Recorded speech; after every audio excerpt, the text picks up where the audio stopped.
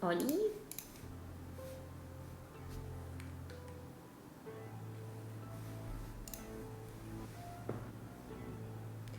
Oli.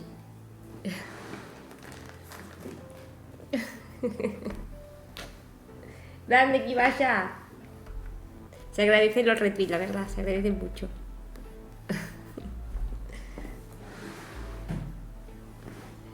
Ay. Pero no habéis echado mucho de menos, no ha sido posible. A ver, dame un segundo que yo busque aquí mis cosas.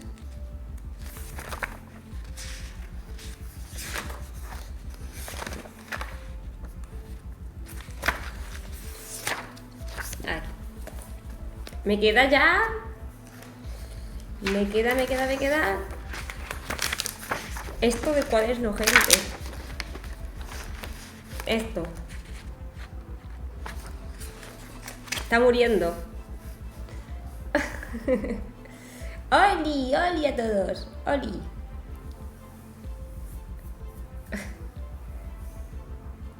Me queda nada. Este ya va para hacerle compañía a todos estos. Pues para allá que va. Yo de normal para un streaming son 16 hojas por los dos lados lo que escribo. Mínimo. Es así como calculo el tiempo también de lo que va a durar el streaming. Si me quedo al escribir los temas en 13 hojas, sé que tengo que meter un tema extra, que tiene un par de paginitas o así. Yo ya tengo calculado más o menos el tiempo en las hojas que escribo, en ese sentido. Así que, hola Daisy, hola Mike, hola Luffy, que te he visto antes, que justo has entrado cuando me iba. Doctorcito, no llegas tarde.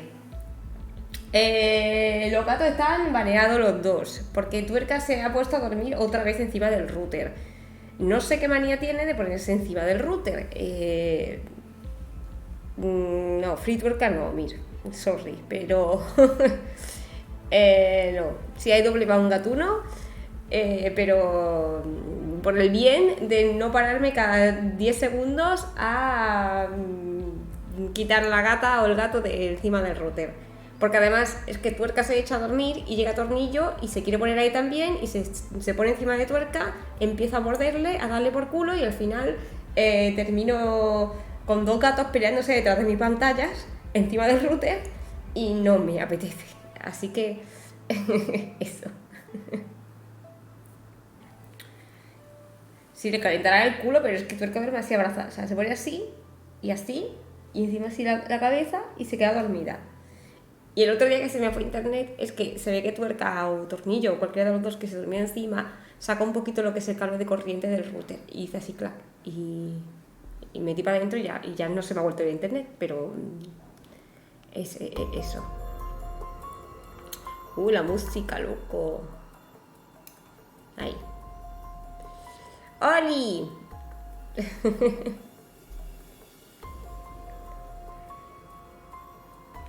Es que ya me lo han llegado a tirar al suelo y todo.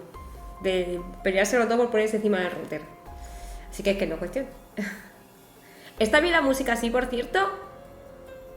Pero que sí, ¿no? Intenta suscribir y no me deja. Recarga la página. Hasta que te deje. Y va con un piquito. Ahí mejor.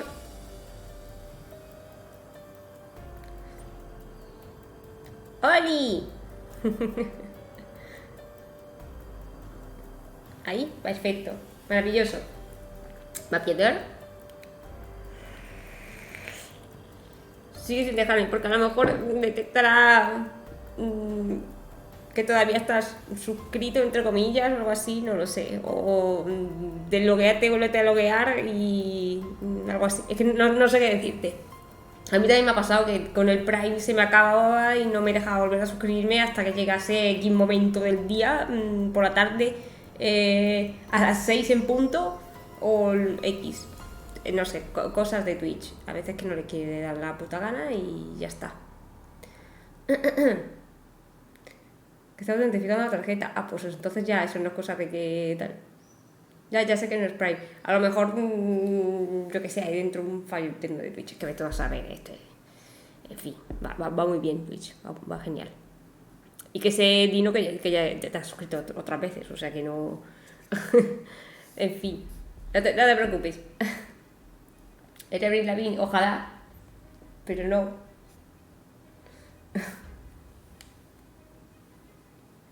Justo me ha pasado hoy, ¿veis?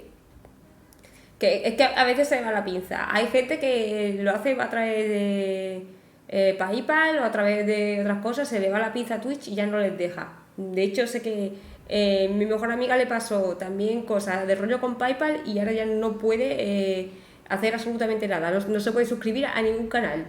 No está suscrita a nadie. Por voluntad no puede.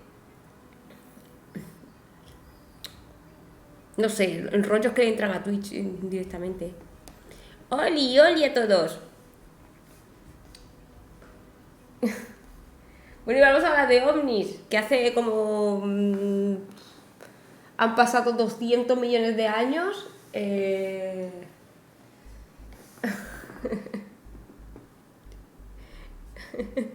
Lucia todavía sigue con lo de Moldavia, me encanta. Toca lo de aliens, de aliens y de ovnis, que hace como 200 millones de años que no hablamos. Y he cogido un caso, pues en vez de hablar de los típicos casos de Estados Unidos, pues he dicho, mira, voy a coger uno de LATAM, porque yo qué sé, sé que sois muchos de LATAM, así que he dicho, pues mira, en vez de coger cualquier caso de americano random, con americano quiero decir estadounidense, ¿vale? Ya lo he dicho 20.000 veces, pero bueno, por si acaso. Voy a hablar de uno que además es súper famoso, además. Esto es el que se conoce como el Roswell mexicano, ¿vale? El de lo que vamos a hablar. El Roswell mexicano. Luego ya explico. Es súper famoso, ya os digo. La canción de España estaba chula. A mí la canción, no, la puesta en escena sí. ¡Ole, Dino! ¡Ole, muchas gracias! La puesta en escena sí me gustó, el curro que hay detrás sí me gustó. La música, lo que es la letra, lo que, el mensaje, lo que viene siendo... no. Pero bueno. Valeria Hornis también. No, Tornillo, está baneado, te lo he explicado antes.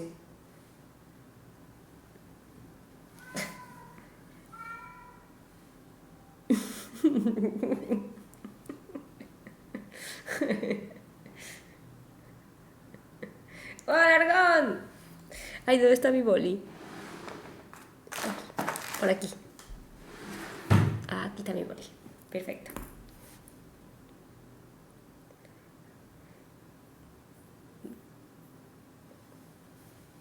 No, hice Twitch. Acaba de empezar, todavía no he empezado. En un minuto. En un minuto meto la intro. No os preocupéis. No, todavía no he puesto la intro siquiera. Que por cierto, otra vez se me ha vuelto a ir la cámara, he cerrado el OBS y he tardado los 2 minutos de más en abrir porque he tenido que meter la cámara otra vez y meterla en todas las escenas. Que esta vez esta escena, la primera escena para el primer tema, la segunda escena y el tema extra. He tenido que meter la cámara en 4 escenas diferentes. Luis, pero bueno. Pero bueno, Luis. Muchas gracias. Muchísimas gracias.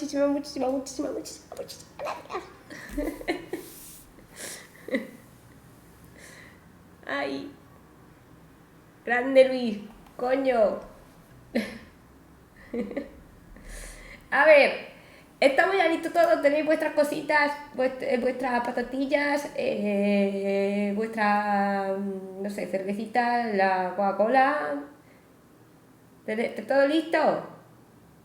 ¿Estamos? Muy bien. Por si estamos, Paro la música, pongo la intro y nos vamos a ir a México a hablar de ovnis.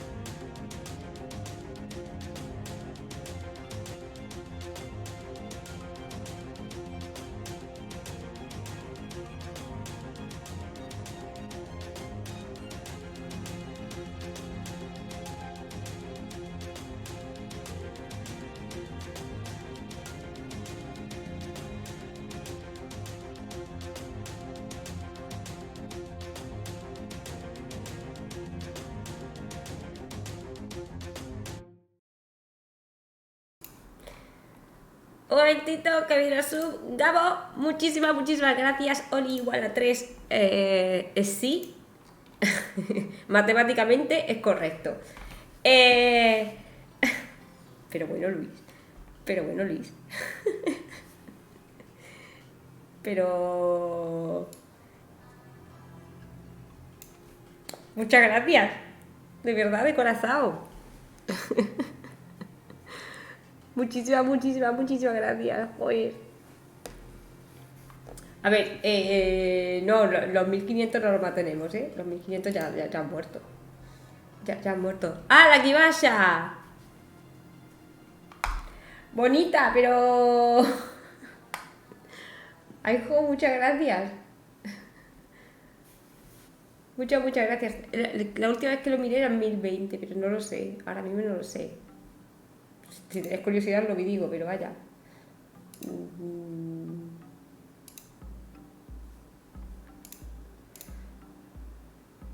978, pero se tiene que actualizar ahora con estas. A ver, un segundito. Vale, por aquí. Perfecto. Puebla que de Extremadura, no. Vamos a México. Bueno, vamos a empezar. Vamos a ir a México, en concreto a Ciudad de México. Aquí pongo como siempre mapita, Partaco. Pero bueno. Muchas gracias, Partaco. De verdad que es como la cara, qué bonito soy, en serio. De verdad que da igual las veces que os doy las gracias, que me quedo corta. Gracias de verdad por apreciar el curro que me pego con esto. Y por Coco, muchísimas gracias a ti también. Gracias por el Prime. ¡Hala, Luis! Oh, venga. Y otras 5. Ay, esperad. Voy a quitar mientras el mapita que se vea las sub. Muchas gracias, de verdad. Sí, antes era México DC, ahora es Ciudad de México. Pero sí, para que me entendáis. Os como la cara, de verdad. Os como la cara. ¿Tenéis el icono de os como la cara? Podéis spamearlo. Pon más niveles de tren. Ahí hasta nivel 6, puede ser. No tengo ni idea. No lo sé. Ahí. Os como la cara. Canibalismo de caras. No, solo 5.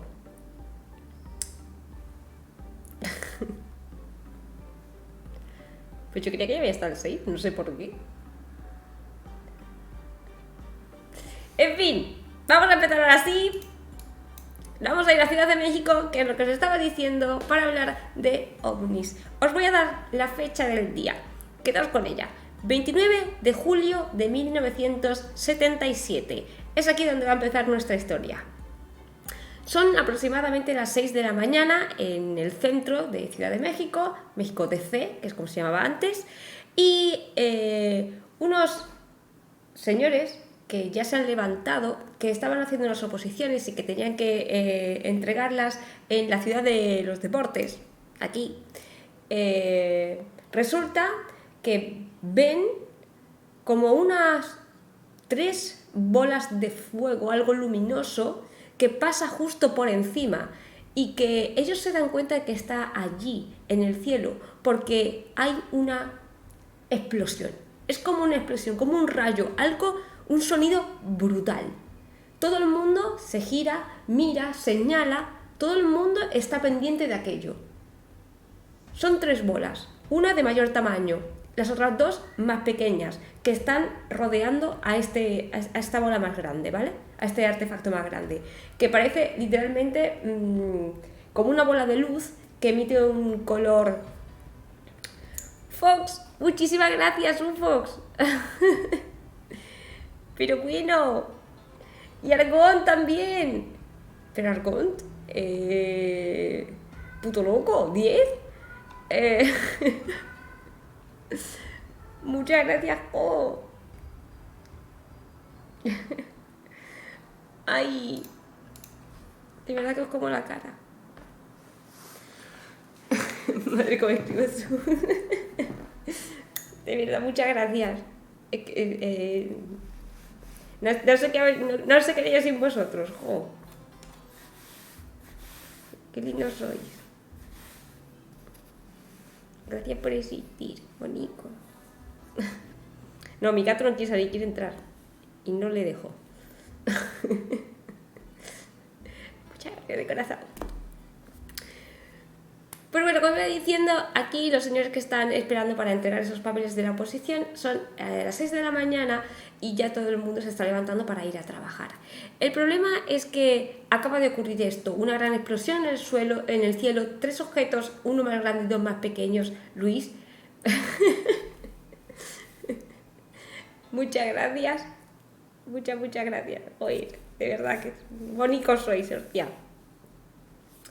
Las personas de fuera se quedan flipando literalmente de lo que están viendo en el cielo. Son, como ya os digo, 3 objetos, 2 más pequeñitos y uno más grande, que parecen estos 2 más pequeñitos estar persiguiendo a este mayor, ¿vale? Lo están persiguiendo, eso es importante. Emiten una luz, estos objetos, blanca, azulada, y crean como un destello, ¿vale? Dejando de traer un destello. Mati, muchísimas gracias. Pero bueno.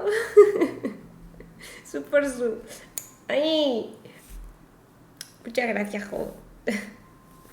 La dirección en la que aparecen estos 3 objetos es dirección de sur a norte, ¿vale? De abajo hasta arriba. Esto es importante también, ¿ok?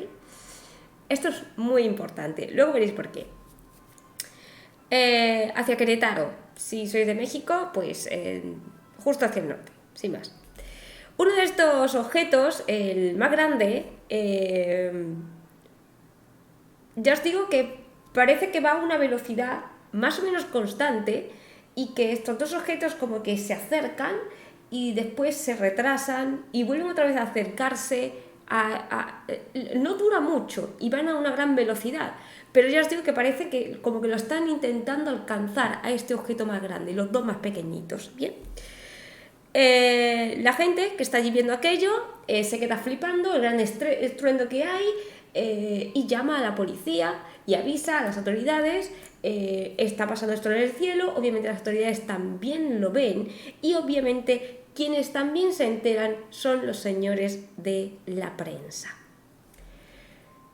Todo esto, las autoridades, la policía, la prensa, todos se van a poner en contacto, porque ya que es un objeto volante en un principio no identificado, no saben qué cojones es lo que acaba de cruzar el cielo de México de sur a norte, se van a poner en contacto con los señores del aeropuerto. Obviamente allí tienen radares para vuelo y demás. Deciros que esto es importante, el radar que había en aquel momento en el aeropuerto de México era un radar secundario. Esto quiere decir que al ser un radar secundario tiene que emitir una señal y que la nave a la que le llega esa señal tenga un transpondedor que devuelva la señal a la torre de control. Si no lleva transpondedor, no hay señal de vuelta. Y si la torre de control no emite esta señal, tampoco hay señal de vuelta. Lo que quiere decir es básicamente que tú desde un avión no puedes emitirle donde está a torre de control, sino que tiene que ser, es un pesado de pelota, ya lo siento. Tiene que ser torre de control la que te dé la señal para saber dónde estás. El radar te emite como un láser, ¿vale? Que le devuelve la información otra vez a torre. Que no te voy a abrir, pesado.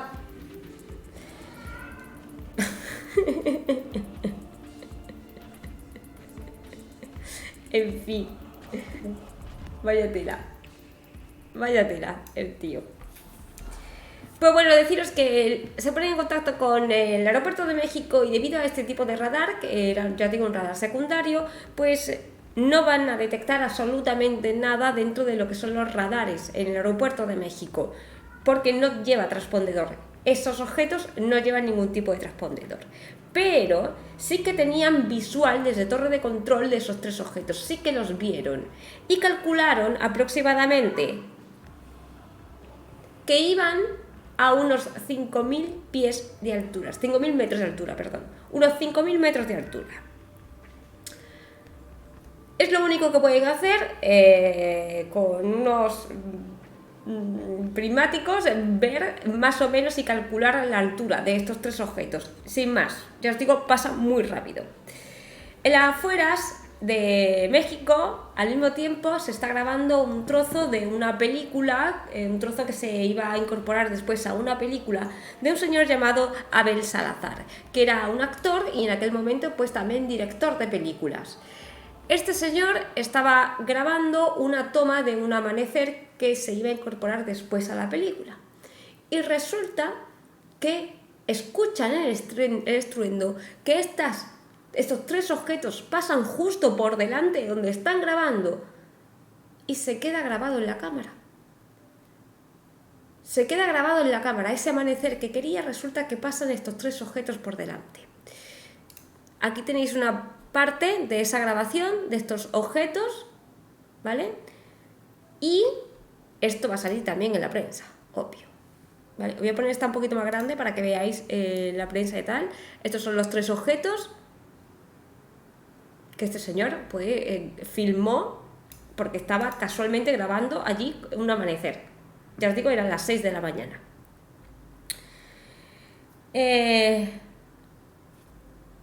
2 días más tarde, este señor, Abel Salazar, va a liberar esa grabación.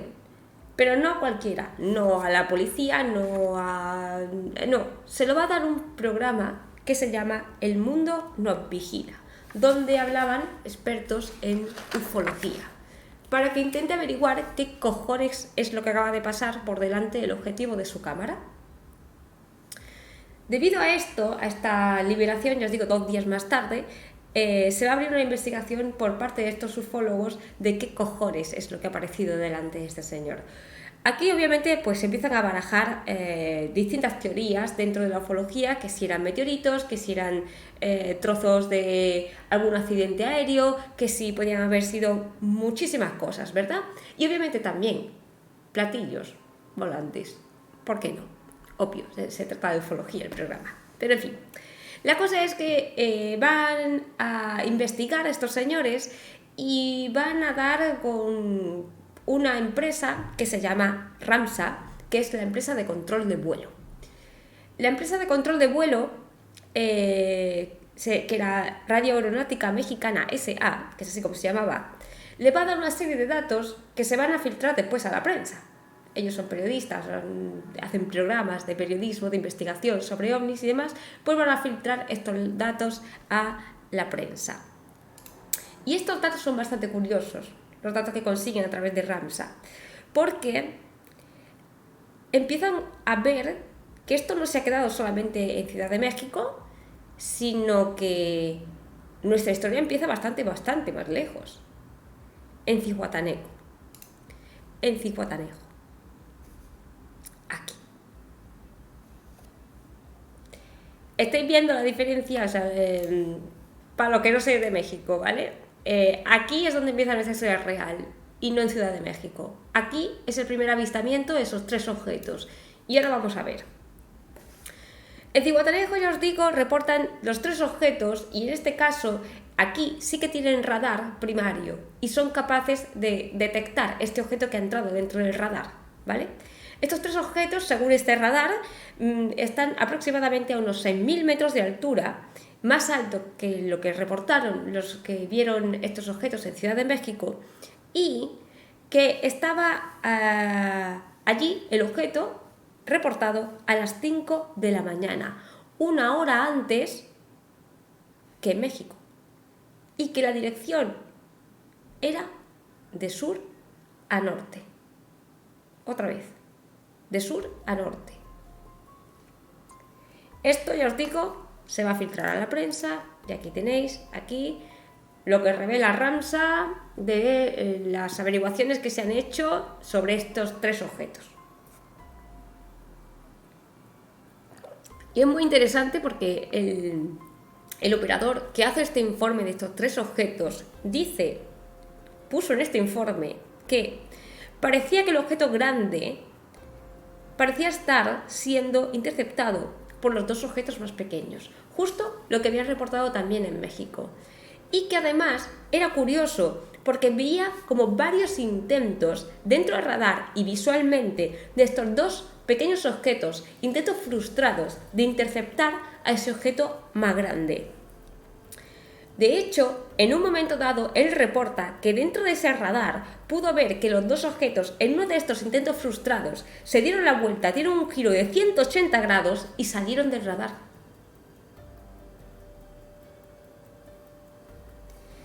El objeto grande siguió su trayectoria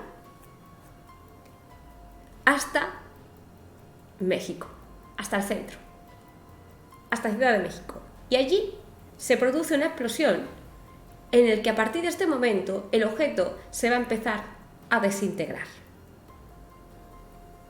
Cuidado. Pero unos días más tarde va a llegar un tercer informe, ¿vale? Tenemos el informe de Ramsar, el informe del operador y ahora otro tercer informe. En este tercer reporte de este informe va a ser de las aerolíneas argentinas, de un avión, de un Boeing 707, un Boeing 707, el cual reporta tener tráfico aéreo extraño justo delante de él, que son 3 objetos que están por debajo de él, delante y por debajo de él. Él estaba volando unos 10.000 metros de altura y por debajo de él aparecían estos 3 objetos. Reporta ese tráfico inusual a unos 500 kilómetros de la Ciudad de México. Esto es importante. El reporte de aerolíneas argentinas es muy importante, luego veremos por qué. Y después otro reporte más, porque resulta que los señores de la Puebla, en este punto de aquí en concreto, van a reportar que algo se ha estrellado, que ha caído algo del cielo. Aquí, en la Sierra Norte de Puebla, más o menos, por ahí. Problema con la Sierra Norte de Puebla para los investigadores. Deciros que son carreteras sin asfaltar, que hay que subir montañas, hay piedras, no es hay pequeñas aldeas, pueblecitos, no es una ciudad aquello, ¿vale? Está en mitad del monte. Y además, muchas de estas aldeas ni siquiera hablan español. Así que para preguntarles qué ha caído, dónde ha caído, cómo ha caído, qué es, qué han visto y tal, literalmente tienen que llevar traductores, ¿vale? Tienen que llevar traductores. Así que empiezan a unir estos reportes. Cronológicamente los investigadores, y obviamente se van a ir ahora a Puebla, ¿vale? Pero van a unir estos reportes, ya os digo, temporalmente, empezando por aquí, siguiendo por el reporte que ha dado el avión en tiempo, porque es así, seguido por el reporte de la explosión en Ciudad de México y por último en Puebla. y van a crear una trayectoria de este objeto. Y diréis, bueno, pues es obvio que por los 3 puntos pues ha ido en línea recta, ¿verdad, Chío? Bueno, pues resulta que precisamente por el reporte de las aerolíneas argentinas sabemos que no es una línea recta, no cayó recto y que hubo 2 cambios de rumbo, 2 giros en ese vuelo del objeto perseguido por los otros 2. Aquí tenéis la trayectoria que haría el objeto por encima de México. Esto es lo que hizo. Hubo 2 giros. Y esto obviamente no puede hacer 2 giros si no hay nada que cambie. ¿Me explico? Algo tiene que cambiar, algo tiene que hacer que se modifique esa trayectoria. Pues bueno, esto obviamente les parece rarísimo, no es normal. Si fuera un objeto que ha entrado basura espacial, por ejemplo, pues caería y caería, pero no haría una Z, ¿verdad? En fin, la cosa es que se van allí a Puebla, como ya os digo, en la Sierra Norte de Puebla, y empiezan a reportar las gentes que ellos habían visto cómo caía el objeto, que habían visto dónde había caído el objeto, que habían visto al ejército llegar en helicópteros, llevarse trozos, sobrevolar la zona, y que además habían reportado que no solamente había ido el ejército, sino que también había ido la Nacional de Aceros S.A. Os repito, gente que vive en mitad del monte, ¿vale? Había ido la Nacional de Aceros S.A. La NASA. Lo di yo.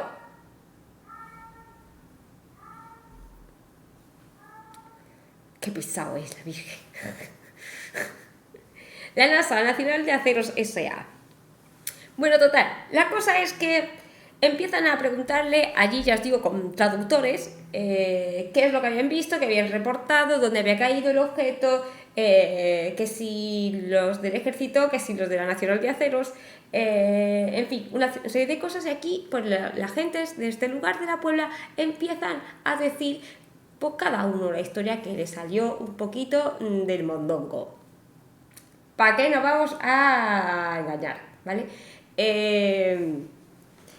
Empiezan a contarle a los periodistas, a la gente que ha de investigar todo esto, una serie de cosas como que habían llegado los soldados y que en la nave estrellada había 3 hombrecillos de color verde, pequeñitos, como niños, cabezones, y que se los habían llevado. Pero a todo el mundo que le preguntaban, siempre era, no, yo no, de primera mano yo no lo he visto, a mí me lo ha contado fulanito, que él sí lo vio. Se iban a preguntarle a este señor y él no, él me lo ha dicho tal que cual, que iban a preguntarle a esa señora y así. Nadie lo había visto de primera mano cómo habían sacado 3 hombrecillos verdes de dentro de la nave. Ninguno. Todos eran, me lo ha dicho tal, me lo ha dicho cual. ¿Bien? Pero aquí no queda la cosa porque esto es lo más soft que le van a contar a la gente que investiga. Porque después empiezan a llegarles historias como que habían raptado a una reportera norteamericana, una rubia despampanante, estilo Barbie, que estaba por allí haciendo un reportaje, que habían llegado los hombrecillos, que resulta que se les había roto la nave y que a esta mujer le hicieron hipnosis, que la engañaron, la engatusaron con sus armas mentales, y que esta mujer de hecho tenía allí a su novio, un señor de 2 metros por 2 metros, y que literalmente se fue con los alienígenas y que no quería volver con la humanidad, y que se fue con ellos porque le habían ahí hipnotizado los alienígenas. Esto también, el rapto de una periodista norteamericana. Pero van más allá, pero no. Otro de estos señores les cuenta la historia, y no es el único, es decir, ¿vale? Que el objeto cayó y que sí que había unos señores pequeñitos dentro. Unos señores pequeñitos que resulta que le preguntaron cómo arreglar la nave y dónde ponían comprar una pieza para arreglar la nave. Ellos, los señores de Puebla, le dijeron amablemente a uno de estos señores que tenía que irse hasta Ciudad de México, hasta el centro, para comprar la pieza, que allí no la podían tener. Y claro, esto hace que el resto de sus compañeros marcianos, ¿vale?, aliens, se queden allí en la Puebla esperando con el resto de los habitantes, mientras que el señor este va a buscar la pieza para reparar la nave. No, Kiri, muchísimas gracias. Muchas gracias por el Prime. Sí, pero es que claro, mientras que este alien va hasta Ciudad de México a comprar la pieza que le falta, el resto de compañeros tripulantes de la nave se van a quedar con los habitantes de la Puebla jugando al fútbol. Sí, jugando al fútbol. Un partido, ojo, un partido. Arecoso, muchísimas gracias. Buenas noches, buenas noches. Un partido de fútbol que quedó 0-0. 0-0. Y muchas gracias de verdad a los dos. Ay. Buenas noches. Buenas. Hola, buenas noches. Pues bueno, un partido de fútbol que quedó 0-0 y diréis, ¿por qué? Bueno, pues según los señores de la Puebla, es que ellos son los putos amos jugando al fútbol, ¿vale? Y que no le metieron ningún gol los aliens, pero que ellos fueron incapaces de meterle ningún gol a los aliens porque tenían como una red invisible, algo que hacía que ninguno de los goles entraran dentro de portería.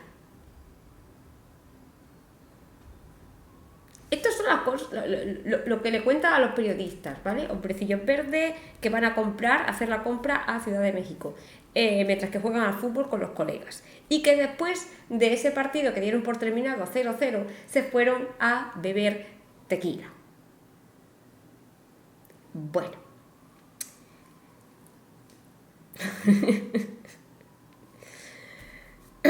En fin. Los periodistas que van allí a la Puebla a investigar, después de escuchar estas cosas, deciros que van a preguntar por los restos, obviamente. ¿Dónde están los restos de la nave? Si ha caído una nave espacial, pues tendrá que haber restos. Bueno, pues lo que le cuentan es lo que os he dicho antes, que el ejército mexicano y la Nacional de Aceros S.A. habían llegado a llevarse los trozos de esa nave. Y aquí pues escriben precisamente un artículo en la prensa hablando de que no dejaron ni huella los ovnis en Puebla, es decir, no había sitio de impacto, no había trozos de chatarra, ni hombrecillos verdes muertos, no había absolutamente nada, como si allí no hubiese pasado absolutamente nada nunca. Pero el reporte venía de Puebla, así que van a seguir investigando allí. Y van a decir más adelante estos habitantes que cayó allí, pero que el ejército tapó todo. De hecho, el objeto fue trasladado a otro valle, donde allí cogieron todos los restos de chatarra y que se los llevaron en helicópteros. Es decir, no fue aquí precisamente donde está el cacharro, porque llegaron y se los llevaron, ¿vale? Entonces por eso no hay nada aquí, sino que se los llevaron allí, detrás de la sierra aquella, pues allí. Pero es que allí tampoco había nada. ¿Me explico? Y que también estaban metidos los americanos, ¿vale? Los norteamericanos. Y esto es importante, que estuvieran metidos los norteamericanos, porque a un señor que no sabe lo que es la NASA y que lo llama Nacional de Aceros S.A., es bastante gracioso pensar que la NASA de repente estaba allí para investigar esto. Pero es que os digo que es que Estados Unidos estuvo allí. ¿Y sabéis por qué se sabe? Porque resulta que la cinta que grabó este señor va a acabar en manos de Joseph Allen Hynek. Joseph Allen Hynek, el investigador, el cabecilla del Blue Book. Se le entregó la cinta, esa grabación, a este señor para que lo investigase. ¿Me explico? Proyecto Blue Book.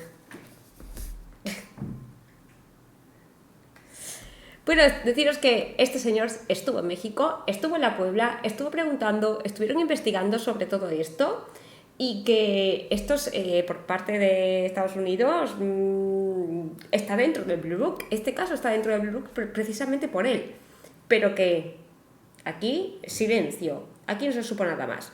Este señor le dio muchísima credibilidad a la gente de lo que había visto, a los testigos del centro de México, a los reportes de torre de control de los aeropuertos y le dio veracidad obviamente también a los reportes de los aviones que habían visto esto. Pero el objeto, lo que había caído del cielo, seguía sin aparecer. Si algo había caído y tantos reportaban de que había caído, ¿dónde estaba? ¿Dónde estaba esta cosa?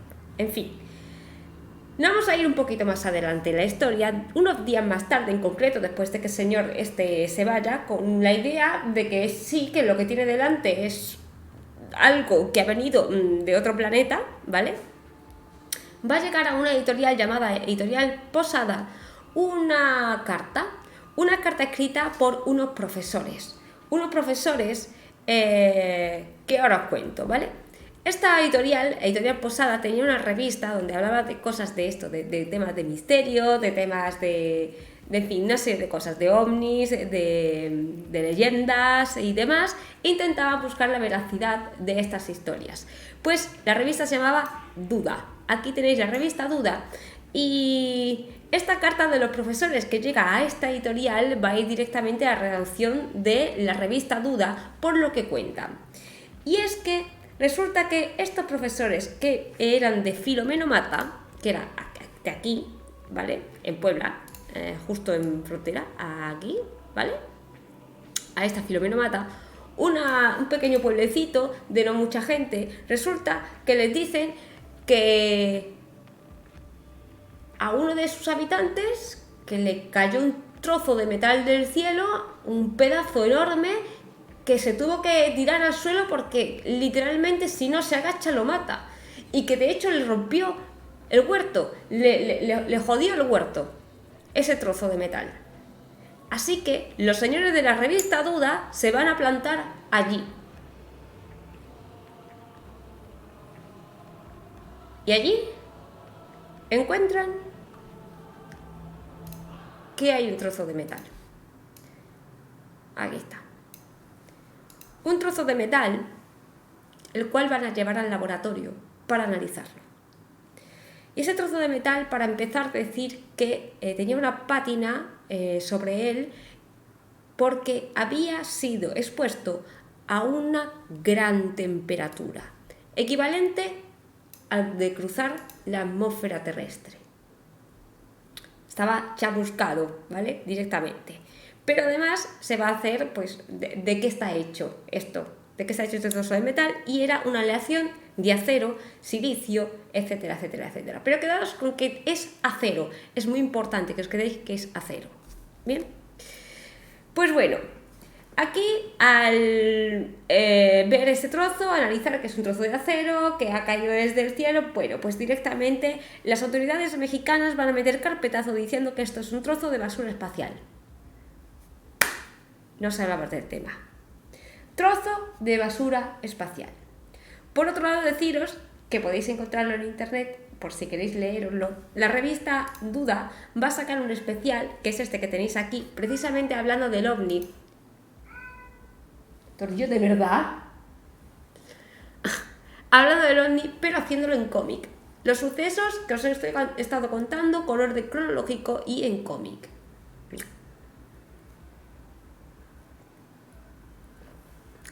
Diego Souls, muchísimas gracias por el Prime. Muchas gracias. Y aquí se va a cerrar esta historia, cómo le da carpetazo el gobierno, aquí no se sabe ya nada más, eso es un trozo de basura espacial, en fin, una serie de cosas. La cosa es que esta gente estos periodistas que han estado investigando detrás todos los sucesos desde el primer momento, va a pasar el tiempo y empiezan a pensar, oye, ¿y el ovni que cayó en Puebla? Oye, que le dimos a los estadounidenses aquí la cinta. Oye, ¿hay alguna resolución? ¿Han encontrado algo más? ¿Algún trozo de metal? ¿Sabemos algo? ¿Hay algún reporte por parte de ellos de la investigación que estaban haciendo los señores de Estados Unidos? Y nos vamos a ir a los 90, al principio de los 90, cuando estos investigadores van a preguntar, oye, ¿qué pasa con lo del ovni de la Puebla? ¿Sabéis algo? Sí, Tornillo.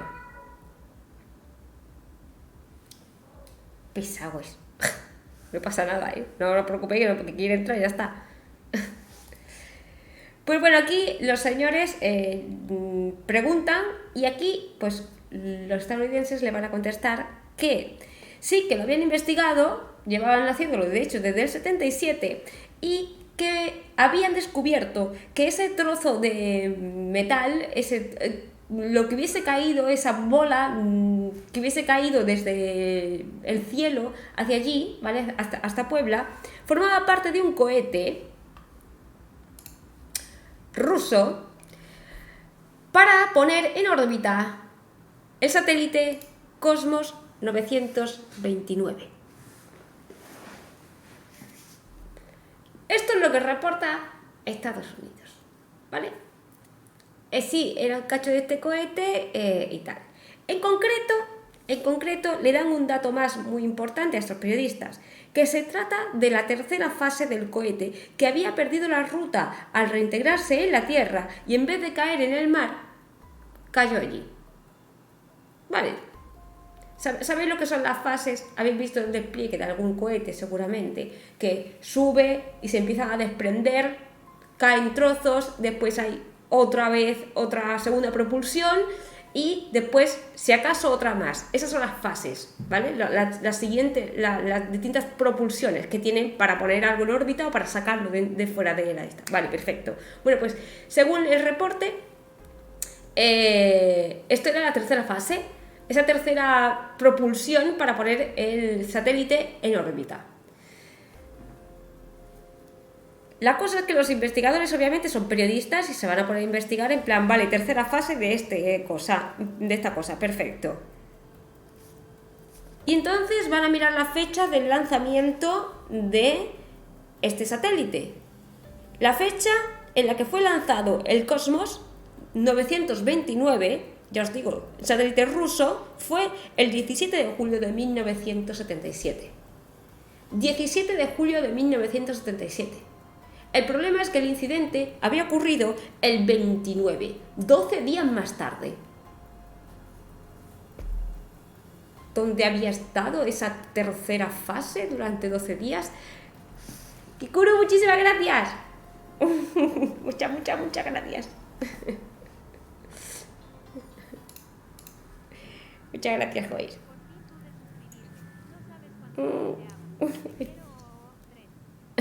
Muchas gracias, Jo.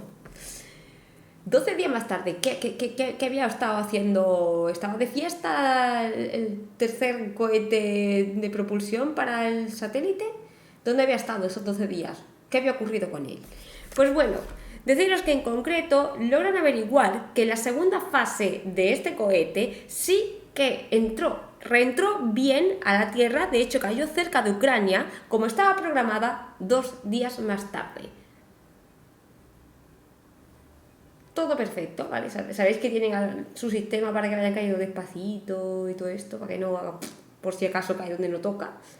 Tienen hasta sus... pues eso, ¿vale?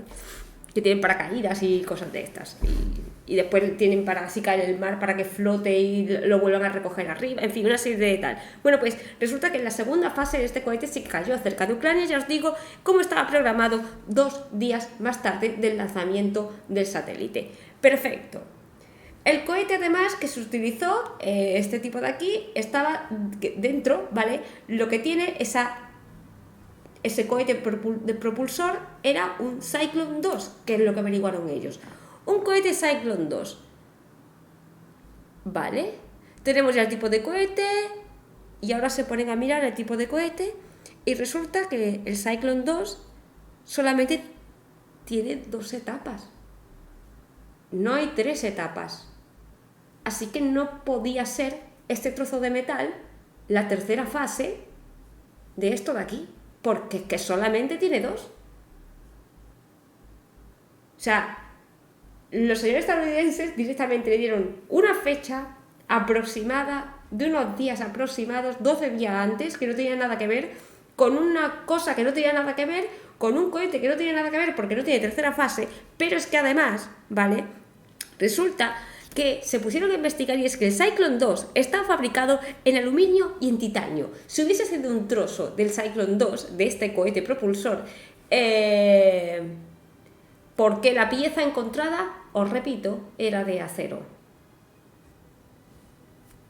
Aluminio y titanio. Esto es acero. No tiene nada que ver con esto de aquí. O sea, lo que le estaba diciendo directamente, ningún sentido, ¿vale? Por último y por desgracia, deciros que a día de hoy no se sabe a qué pertenece este trozo. No se sabe qué cojones cayó en Puebla. Si es que cayó algo y se lo llevaron, si es que cayó al mar realmente, no se sabe absolutamente nada más. Pero, como dato, deciros que Puebla es el lugar del mundo donde más avistamientos ovnis hay. Directamente. México lo es, pero Puebla es el que más avistamientos ovnis hay. Y de hecho, ahí en Puebla tenéis el monumento al ovni de Atlixco. No sé si lo he dicho bien. ¡Darth! Muchas gracias por el Prime. Soy terraplanista, ¿qué vas a hacer tu terraplanista?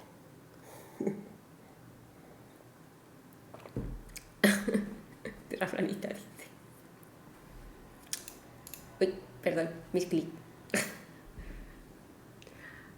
Artlisco, vale. Pues bueno, tenéis el monumento este precisamente porque es como la ruta de los ovnis. Que no lo es. Y si no lo sabíais, aquí en este monumento, todos los 2 de julio hay una fiesta porque se celebra el Día Mundial de los OVNIs. Si sois de Puebla o pilla cerca, pues podéis ahí hacer botellón, cosa de beber y de mirar al cielo toda la noche para ver si veis ovnis, o jugar a fútbol con ovnis, con hombrecillos verdes. A saber, no sé, en fin, por aquí por desgracia es todo lo que hay del ovni de la Puebla y ya os digo, interesante, muy interesante. No os puedo contar nada más por desgracia y no hay más archivos que hayan salido sobre este tema. Me gustaría haber podido conseguir algo más, pero es que no lo hay. En fin, por aquí voy a dejar el primer tema y nos vamos a ir con el segundo. Gente mala haciendo cosas muy malas. Muchas gracias, Genarco. Gente mala haciendo cosas malas. ¡Vámonos! ¡Vámonos!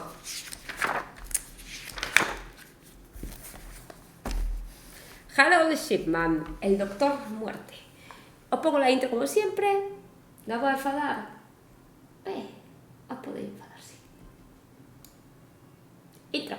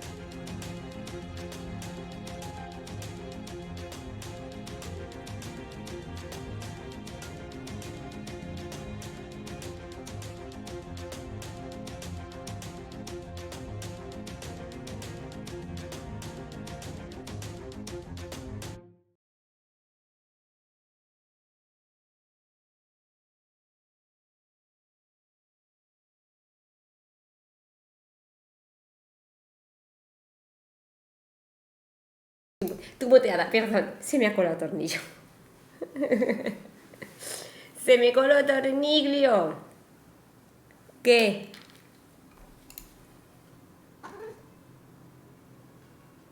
Que llevas 1 hora gritando como un loco. Rukira, muchísimas gracias. Sí. Qué tontísimo el pobre. Ay. Bueno, tú estás aquí, pero no pongas el culo en el router, ¿vale? No pongas el culo en el router y ya está. Venga, que yo te voy a contar mis cosas, tornillo. En fin, vamos a empezar ahora sí con el segundo tema. No me vaya a hacer ni puto caso porque estáis mirando todos al gato y no me vaya a escuchar nada, ¿vale? Así que mientras pues yo voy contando de mis cosas ya que él quiere que me escuche. En fin, vamos a ir a Inglaterra, en concreto a Hythe, aquí. Al laico de Manchester, ¿vale? Vamos a ir a Hythe, donde vamos a hablar de un señor que ya sabéis el nombre por el título y tengo que hablar de él. Venga, bájate, tornillo, que se me distrae la gente. Que se llama Harold Shipman. Os pongo por aquí una fotico de pequeño y os voy a hablar de él antes de empezar a contaros cosas, ¿vale? Nació el 14 de enero de 1946 en Nottingham. Era el segundo de 4 hermanos. En fin, era el segundo de 4 hermanos y sus padres eran Harold Frederick Shipman, que era conductor de camiones, y Vera Brittan, que era como se llaman sus papás. Eran los dos metodistas, los padres eran metodistas, cristianos protestantes, en fin. Y además, súper mega religiosos en ese sentido. Joder, también se da con una gorda, bueno, en fin. De joven, aquí lo tenéis de jovencito. De joven le gustaba hacer muchísimo deporte, jugaba al rugby en el colegio y hacía atletismo. De hecho, para que os hagáis una idea, se va a convertir más adelante, era muy bueno y se va a convertir en el vicecapitán del equipo de atletismo. Pero esto más adelante, ¿bien? Estaba muy ligado a su madre, muy ligado a su madre. Tornillo, hijo de puta, que eso no es un rascador, que es un ampli de guitarra. ¡Oh! La madre que lo parió.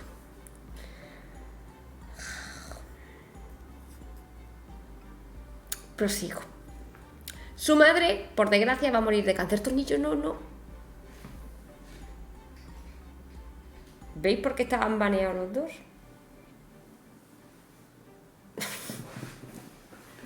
Banea otra vez.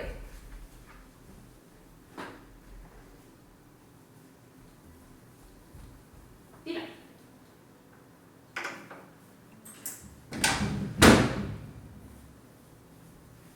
Ay, turca, que no la he visto, estaba en muñeco. ¡Muñeco!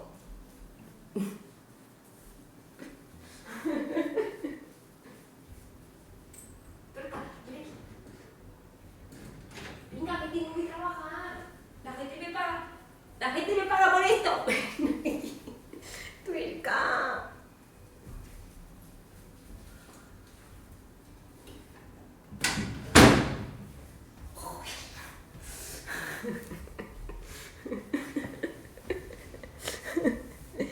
Joder, de verdad. Perdón, lo siento, que todo por lo tengo que resubir a YouTube, esto es un desastre. En fin, lo que estaba diciendo, estaba muy unida a su mamá, ¿vale? A la señora Vera. Y resulta que su madre tiene cáncer y va a morir de cáncer precisamente el 21 de junio de 1963, cuando Harold tiene solamente 16 años. El último año de la vida de su madre vio cómo se apagaba poco a poco dentro de casa y que venía el médico a tener que ponerle prácticamente a diario inyecciones de morfina.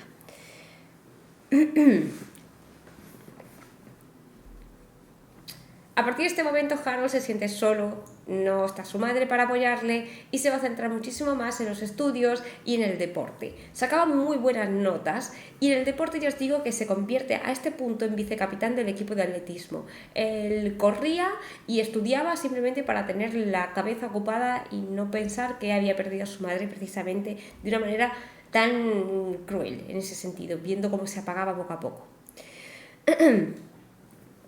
Él a la vez entra en depresión y le recetan pastillas que le dejan atontado y que va a empezar a tener precisamente por esto una serie de problemas con alguna gente.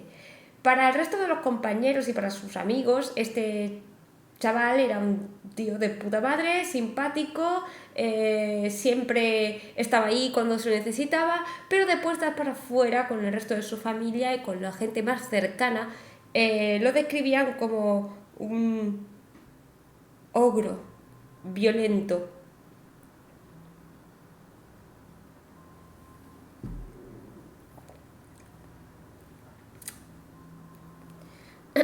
Un violento, vaya.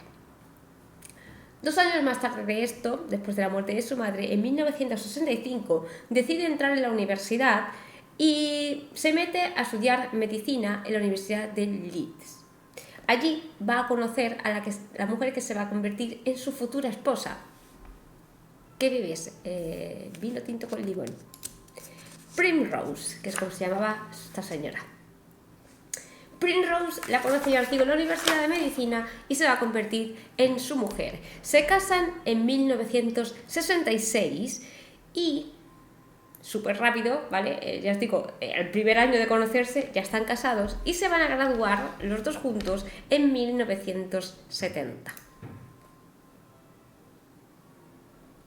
Su primer... bueno, aquí tenéis porque van a tener hijos, ¿vale? Os pongo un par de fotos. Va a tener 4 hijos. Aquí tenéis al Dr. Harold, que en aquel momento ya era el Dr. Harold, con uno de sus hijos, y que al final van a convertirse en una familia de 6. Ahí tenéis los 4 hijos de esta pareja, y el Dr. Harold y su señora Primrose. Pero antes vamos a ir un poquito para atrás, ¿vale? Su primer empleo, las prácticas como médico, las va a hacer en el hospital Pontefract, aquí. Y después, cuando termina las prácticas, en 1974 obtiene un puesto como médico general en el Centro Médico Abraham Ormerod. Aquí, que esto da puto miedo. O sea que... what the fuck. En fin, ahí está el centro médico. 1975. Cuando lleva un año trabajando aquí, ¿vale? Ya os digo, le entra en el 74, pues en el 75, aquí a este señor, a Harold, le van a pillar falsificando prescripciones de peritidina, que es un analgésico, para su propio uso. Ya os he dicho que ya venía con las pastillas de la depresión, con todo esto desde los 16 años, desde que se muere su madre. Pues ahora va a hacerse prescripciones para su propio uso. Y es obligado dentro de la clínica a ir a desintoxicación de drogas y a pagar además una multa de 600 libras. Tanto en Pontefract como en Abraham Ormerod, en los dos hospitales, ¿vale? Entre sus pacientes y compañeros era la persona más maravillosa del mundo.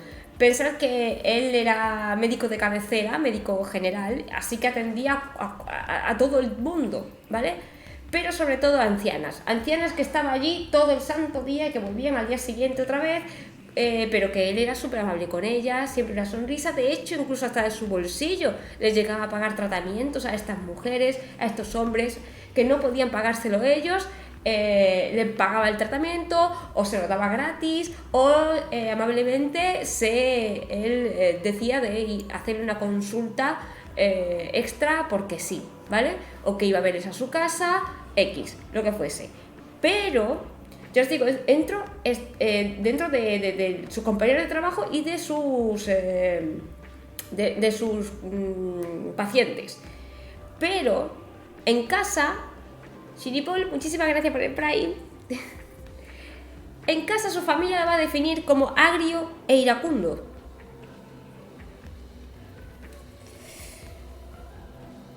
Más tarde, después de salir del centro de desintoxicación de drogas, le van a volver a pillar otra vez falsificando documentos. Esta vez para obtener meperidina. Crispy chicken. Uy, un crispy chicken me comí yo ahora. Ay, qué hambre me has dado, crispy chicken. Muchas gracias por el Prime. muchas gracias.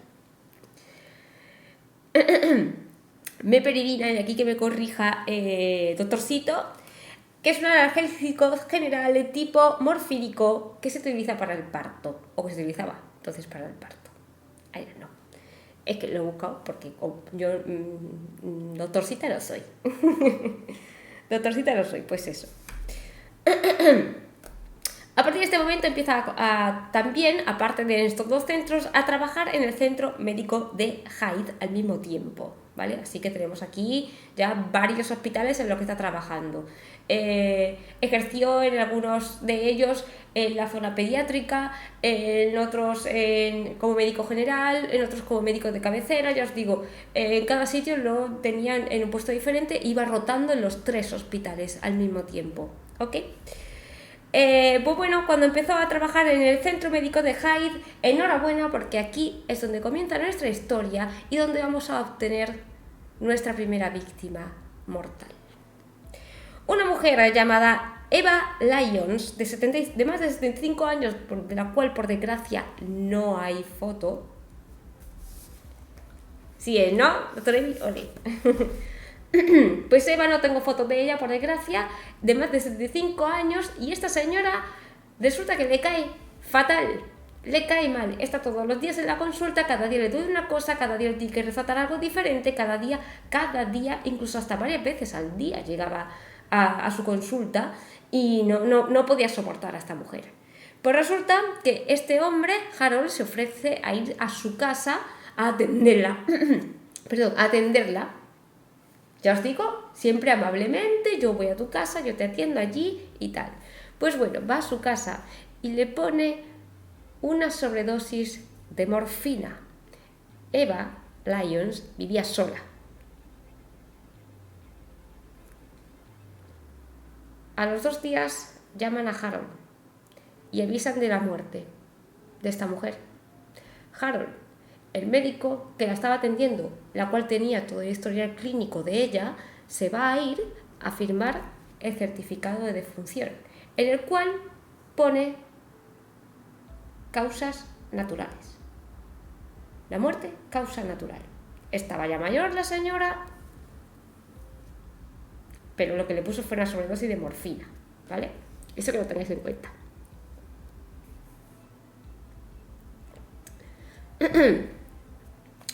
Mientras, ya os digo, era una persona súper de bien con todo el mundo, externamente hablando, en el trabajo, con los pacientes, de cara a los vecinos, contribuía en la comunidad y de hecho iba todas las semanas a misa. Aquí tenemos a un señor que le cala muy rápido, el padre Dennis. El padre Dennis Meyer, todo el mundo le habla maravillas de ese señor. Ha llegado él, Dennis, ha llegado nuevo a la comunidad y las señoras ancianas que van a misa pues le dicen: oh, nuestro médico qué bueno es, que se ofrece a hacer todo, que se ofrece a tal. Una sola conversación con el señor Harold le bastó como para no querer saber nada más el resto de su vida. Se alejó de él, de querer saber nada, e intentó... lo que dice es que vio una parte oscura en él, que no le gustó nada y que se alejó. Y que intentó que el resto de la gente se alejara del doctor Harold. Dice, no sé explicar el por qué, pero vi una parte oscura en él. En fin. Tanto lo quieren, ¿vale? Tanto lo quieren la gente, que ya os digo, los pacientes no es que se sintieran pacientes, es que se sentían su amigo. sus amigos directamente. Le saludaban por la calle, le iban a ver a consultas simplemente por, voy a saludar al doctor Harold, a ver qué tal está, voy a preguntarle qué tal los niños, voy a preguntarle qué tal la mujer, simplemente por pasarse a hablar con él, para que os hagáis una idea, ¿vale? Y tanto lo quiere la gente, que decide él, que en vez de estar rotando entre 3 hospitales, lo que va a hacer es que, como ya tiene tantísimos clientes, pacientes en ese sentido, que lo que va a hacer es abrir en 1992 su propia clínica. Aquí la tenéis. Y aquí ya agarraos. Aquí ya agarraos. ¿Vale? Porque aquí ya no, esto ya lo lleva él solo. Aquí ya no entra otro hospital, el hospital aquí ya no entra nadie, aquí no hay nadie que le controle. Nos vamos a ir 3 años más tarde de abrir esta clínica, a 1995 en concreto, el 6 de marzo de 1995. En este caso va a ver a su casa a una paciente llamada Mary West, de 81 años. Y va a administrarle su medicación. Él se había ofrecido a ir a su casa a administrarle la medicación. En la habitación de al lado, en la cocina, estaba su amiga y vecina Marion Hadfield, la cual no se va a enterar de absolutamente nada de lo que pasa en la habitación de al lado. Él va a entrar, va a hablar con la señora, le dice que le va a poner la medicación, pero lo que le pone realmente es una dosis mortal, también de, en concreto, diaformina, que es lo que le inyecta a esta mujer. Luego, cuando esta mujer empieza a tener problemas, ¿vale? Cuando esta mujer literalmente se está muriendo, resulta que Harold se da cuenta que en la habitación de al lado había otra persona, creía que esta mujer estaba sola. Y empieza a intentar disimular en el que intenta hacerle una reanimación a esta mujer para intentar salvarle la vida. ¿Me explico? Intenta ayudarla de repente. Pero obviamente la dosis ha sido mortal y él sabe que ha sido mortal. Allí, in situ, él, esto es importante, él va a firmar su certificado de defunción, en el cual va a poner que esta mujer ha muerto por un derrame cerebral. Nos vamos al año siguiente, 11 de junio de 1996. Va a ir a casa, esta vez, de Irene Turner, 67 años. Tenía esta señora un historial médico muy amplio y la visitaba prácticamente semanalmente, ¿vale? Y además en ese momento estaba resfriada, que agravaba otros síntomas que ella tenía de otras enfermedades, ¿vale?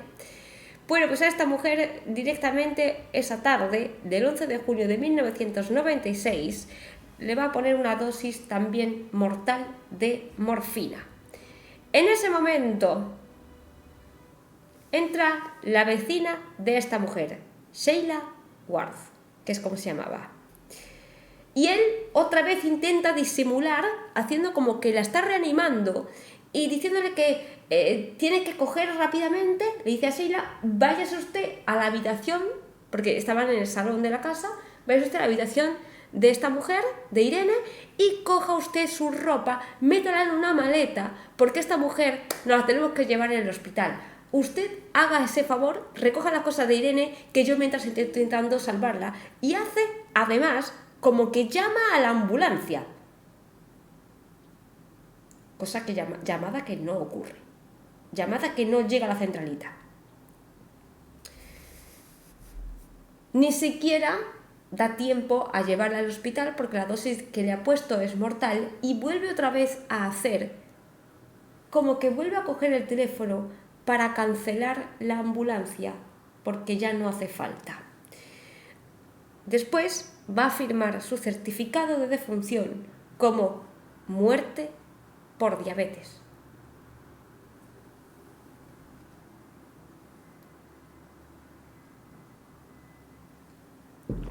El cuerpo en la funeraria, no la ambulancia. 28 de febrero de 1977. Nos vamos al año siguiente otra vez. Va a casa esta vez de Lizzie Adams. 77 años. Aquí vuelve a hacer otra vez la misma.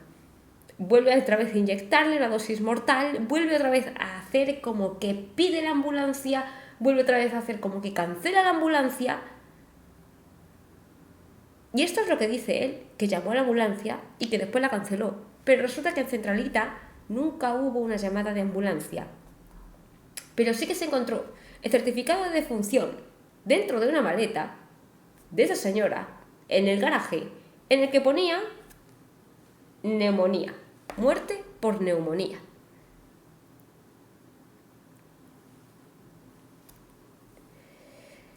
...25 de abril de 1977... una vecina de Jean Lilley, aquí la tenéis, ve salir al médico de la casa. Jean, deciros que tenía 59 años en aquel momento. Ella tenía problemas de corazón y la vecina ve salir al médico. Entonces coge el teléfono y comienza a llamar a Jean para preguntarle: oye, el médico, oye, ¿qué te ha dicho? ¿Cómo estás? Y tal. Y llama y llama y llama y no lo coge. Pero si acaba de salir el médico, tiene que estar. Así que la vecina se mete en la casa de Lily y directamente la encuentra muerta.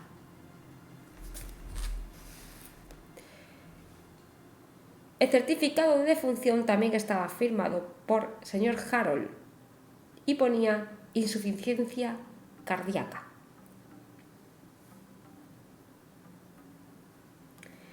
...29 de mayo de 1977... ya aquí empieza a ir prácticamente mes a mes, os lo digo ya.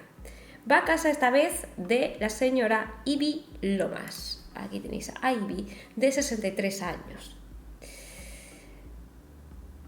Esta mujer era una molestia para él.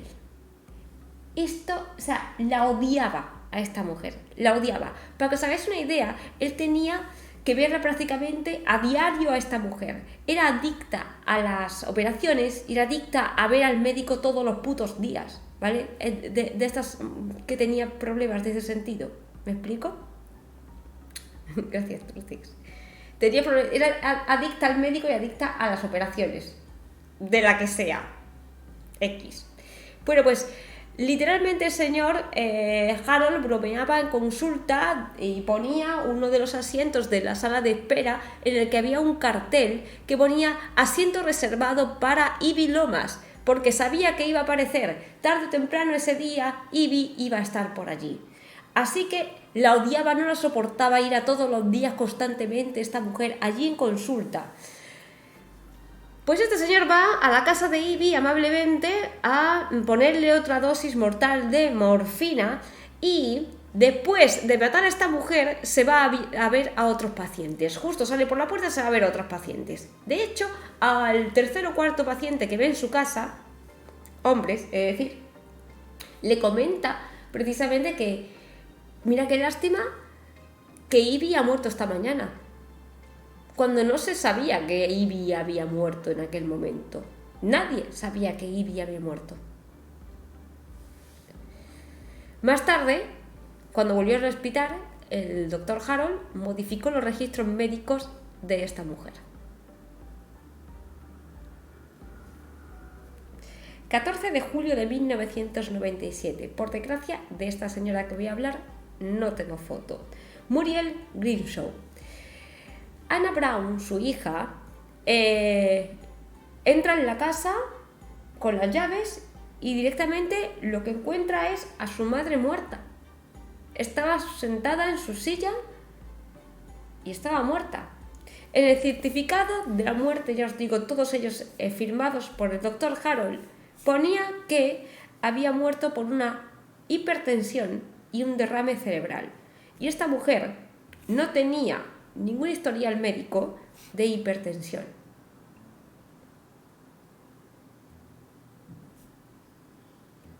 ...24 de noviembre de 1977... en esta ocasión va a casa de Mary Quinn. Mary Queen. Lo que se sabe de esta historia de Mary Queen es que llamó al hijo de Mary diciendo que su madre le había llamado porque se encontraba mal. ¿Vale? O sea, Harold llama al hijo de Mary diciéndole al hijo de Mary que su madre le había llamado para que él fuera a casa porque se encontraba ella mal. Y que cuando él llegó, entró por la puerta, Mary ya estaba muerta. Y ahí mismo, él le da a su hijo, cuando entra por la puerta, certificado de defunción como derrame cerebral. 9 de diciembre de 1997. Harold va a ver una paciente y se equivoca de casa y entra en la de otra mujer que no era su paciente. Kathleen Westphal.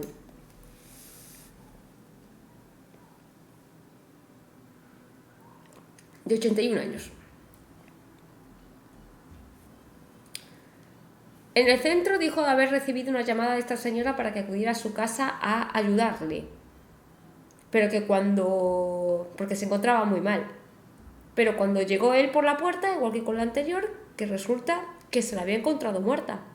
De hecho, él firmó el certificado de defunción como un infarto. La cosa es que la señora Kathleen no tenía enfermedades cardíacas. 10 de diciembre de 1997. Bianca Pomfret. Ella llama a Harold. Harold, ven a verme porque no me encuentro bien para mi aplicación y todo el rollo. Harold va y se va de la casa. Le ven salir de la casa. Su familia, horas más tarde, regresa y se la encuentran en su silla, sentada y muerta. El certificado de defunción de esta mujer decía que había muerto debido a una trombosis coronaria y cardiopatía isquémica. Sus registros médicos fueron alterados a posteriori para que cuadrasen con esta causa de la muerte. 26 de enero de 1998. Voy por la mitad. Nora Nuttall. Nora Nuttall. El señor Harold va a casa de esta mujer y horas más tarde, cuando su hijo entra por la puerta, se la encuentra muerta, desplomada en el sofá. Y aquí el señor Harold dijo que había llamado a una ambulancia, igual que en otras ocasiones, de las cuales tampoco hay registro. 9 de febrero de 1998. Pamela Hillier, 68 años. Esta mujer estaba siempre haciendo cosas. Salía a andar 10 kilómetros todos los días, ayudaba, hacía arreglos en el jardín. De hecho, en la semana anterior se estaba dedicando a quitar la papel tapiz de todas las paredes de su casa porque lo quería arreglar, lo quería cambiar y lo estaba haciendo ella a mano, ¿vale? Estaba súper bien de salud, era una mujer muy activa y resulta que va Harold, se marcha y ella empieza a encontrarse mal. Y ella misma tiene el botón para llamar a la ambulancia. Ella misma es la que llama a la ambulancia y allí se van a presentar los paramédicos. La cosa es que cuando llegan intentan ayudarla, pero es que no hay nada que hacer. Los paramédicos llaman al doctor Harold. Oye, usted es el último que ha estado aquí, parece ser que la estaba atendiendo justo antes de ir a nosotros, se ha empezado a encontrar mal y nos ha llamado. ¿Qué es lo que le ha usted dado para saber qué ha pasado aquí y demás? De hecho, ¿vale? Deciros que él va a firmar también el certificado de defunción como derrame cerebral masivo y los paramédicos le van a decir a la familia aquí hay algo raro, por favor, pedid la autopsia. Negatoro Chibi, muchísimas gracias por la suscríbanse, gracias. Los paramédicos son los que le van a decir a la familia, por favor, pidan ustedes la autopsia a esta señora porque aquí hay algo raro, que este señor se vaya, se encuentre mal y de repente, en fin. La cosa es que Harold va a recibir esto, lo de que quieren la autopsia por parte de la familia, y Harold fue el mismo que dijo que la causa de la muerte estaba clara y que la autopsia era innecesaria, que había sido un derrame cerebral masivo, que la familia no tenía por qué pedir la autopsia porque estaba clara. Se detectaron más de 10 cambios a posteriori dentro de su registro médico, de aquí de Pamela. Tira. Para que cuadrase con el derrame cerebral masivo. 18 de febrero de 1998 va a ir a ver el señor Harold a Maureen Ward, de 56 años. Maureen, deciros que tenía cáncer cerebral, pero que no estaba enferma en aquel momento, pero tenía cáncer cerebral. Va a su casa y de repente Maureen pues está muerta. Vaya. Todo esto, deciros que lo que no estoy contando es obviamente pues una inyección mortal, de una dosis mortal de morfina o cualquier algo similar, ¿vale? De los que os he dicho antes, lo que sea. Pues bueno, aquí Harold es el que comunica su fallecimiento a la familia y además les dice, y esta es la causa de la muerte, que ha sido debido al cáncer cerebral. Va a alterar los registros de esta mujer, poniendo que el tumor del cerebro era bastante más grande de lo que era realmente tela. O sea, no le pasaba nada a esta mujer. Sí, tenía cáncer cerebral, pero no estaba enferma per se. En fin, que se la cargó porque le dio la puta gana. 11 de mayo de 1998, como arresto. 11 de mayo de 1998. La familia de Winifred Mellor la encuentran muerta, a esta señora. Estaba solamente afectada por una leve sinusitis y de repente está muerta. Harold estuvo allí esa mañana. El certificado de la muerte decía de esta mujer que había muerto debido a una trombosis coronaria. Esta señora le pasaba igual que la de arriba, que mínimo andaba 2 horas al día y se andaba 10 kilómetros en trombosis coronaria. Sí. 12 de junio de 1998, no tenía ningún problema de corazón ni nada, esta mujer tampoco. 12 de junio de 1998, Harold recibe en su consulta a Joan Melia, esta mujer de aquí, debido a que esta mujer tenía una infección en el pecho, ¿vale? Tiene una infección en los pulmones. Le dice a Harold que después, por la tarde, pasará a verla a su casa y resulta que su familia, unas horas más tarde, la van a encontrar también muerta en la silla. El certificado de la muerte de esta mujer ponía neumonía agravada por un efisema.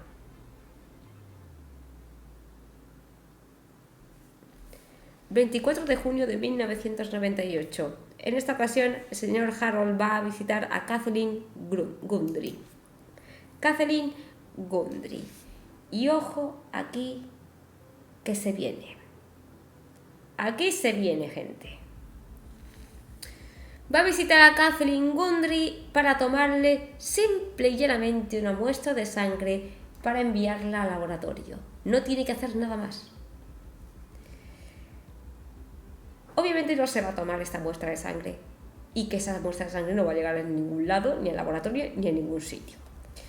Al día siguiente, su hija la va a encontrar muerta en el sofá. Pero además va a encontrar algo bastante más curioso y que va a llamar la atención. Y es aquí donde el señor Dr. Harold mete la pata. Cuidado. La causa de la muerte para empezar en el certificado de esta mujer. Sobredosis por ingestión, perdón. Sobredosis por ingestión de pastillas. Suicidio. ¿Vale? La causa de la muerte es un suicidio. Pero es que además, al lado de esa carta de suicidio, al lado de este certificado que encuentra la hija al día siguiente, ¿vale? Porque ya estaba firmado por Harold, resulta que encuentra un testamento escrito supuestamente por ella, en el cual le había dejado antes de suicidarse $400,000, toda su herencia, al doctor Harold, que había sido escrito con la máquina de escribir de esta mujer que tenía dentro de la casa. ¡Nessie! ¡Muchas gracias! Muchas gracias, Jo. Pues había matado a esta mujer, había certificado la muerte como un suicidio y había rehecho su testamento escrito con la máquina de escribir que tenía en el despacho esta mujer. Resulta que Kathleen, por si no lo sabéis, que no lo sabéis, obvio, era la exalcaldesa. Era la exalcaldesa. Y aquí tenéis a la hija, Angela Woodruff, que es la que la encuentra muerta al día siguiente, que ve el certificado de defunción y que se encuentra con un nuevo testamento. Ella era la única heredera y de repente le deja toda su fortuna al doctor Harold.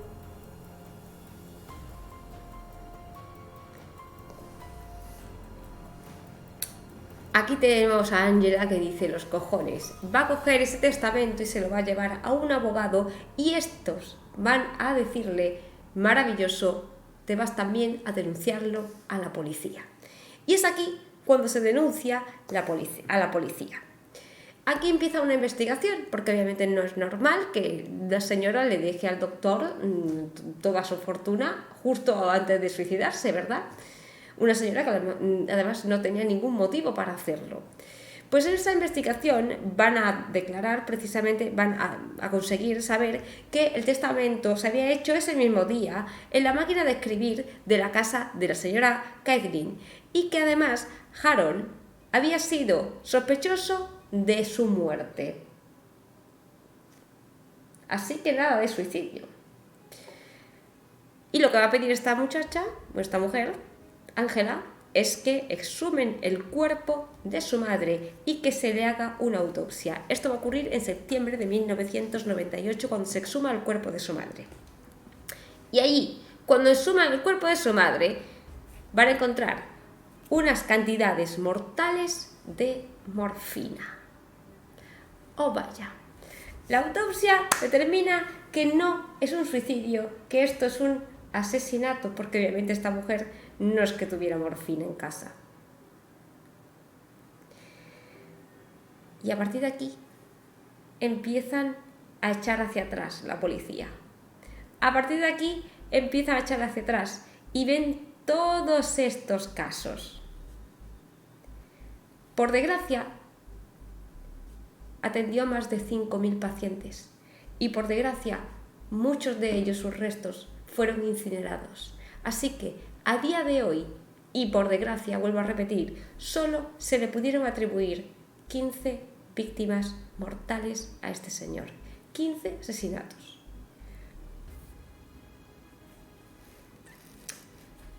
Debido a estas 15 víctimas que empieza a investigar la policía, las primeras, ¿vale? Ya el de primeras, este señor detenido.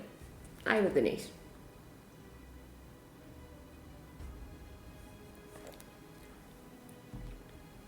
Este señor detenido. Y en octubre del año 1999 se va a comenzar el juicio. Ahí está, el juicio, ¿verdad? El típico dibujito de los juicios, tal, pues ahí lo tenéis. En el juicio va a ser sentenciado como culpable y condenado a 15 cadenas perpetuas consecutivas. 15 cadenas perpetuas consecutivas. Es la pena que le da. Una por cada una de las víctimas. Y diréis, que de puta madre, bien hecho, 15 cadenas perpetuas. Podía haberlo pillado antes, os lo digo. Podía haberlo pillado antes. Os explico ahora luego el porqué. Pero es que ahora es cuando os cabreáis. Por varias cosas, pero ahora es cuando os cabreáis. 5 años más tarde, 13 de enero del año 2004, Harold, 57 años, se ahorca en su celda.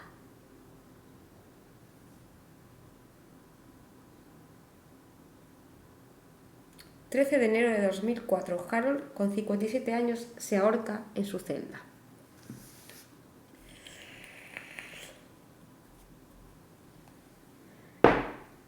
Desde que se da la condena,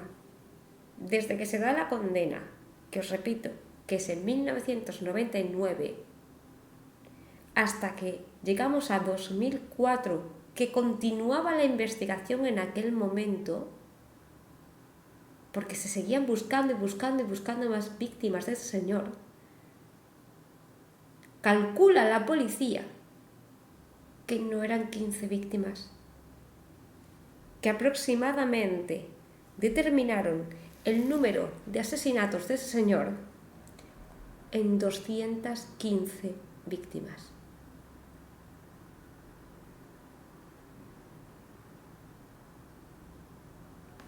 ...215 víctimas. Y como os he dicho antes que os ibas a cabrear porque esto se podía haber evitado, resulta que él firmase el certificado de defunción era una negligencia médica. ¿Por qué? Porque nadie estaba comprobando los certificados de defunción. Y para comprobar el certificado de defunción había falta hecho otro médico que hiciese una autopsia y comprobase el cadáver. Otro médico diferente, que no podía ser él, el que certificara que ese certificado era cierto. Pero como se llevaba muy bien con los amigos dentro del hospital, no iban a rebatirle que al doctor Harold se había equivocado. Era un certificado de defunción, ¿verdad? Así que ninguno de sus compañeros certificó que esto que estaba pasando era real. Él lo firmaba y nadie iba detrás a comprobar nada.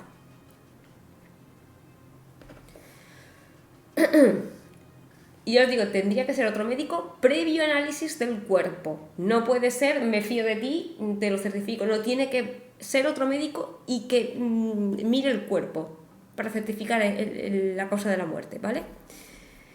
Y ahora cuando seguimos cabreándonos porque resulta que en el año 2005, justo el año siguiente de este señor suicidarse en la cárcel, su viuda Primrose, que ahí la tenéis a este punto, recibió por parte del gobierno una compensación económica de viudedad de unas 100.000 libras y una pensión vitalicia de unos 10.000 libras al mes.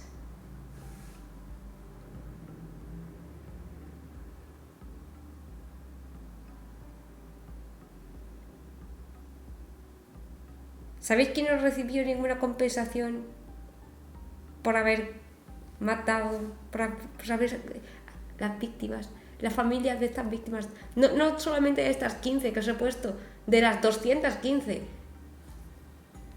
Nada. De eso nada. Y por último,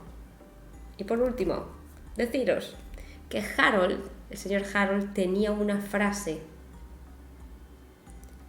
yo soy un ser superior, yo decido quién vive y yo decido quién muere. Y así lo hacía.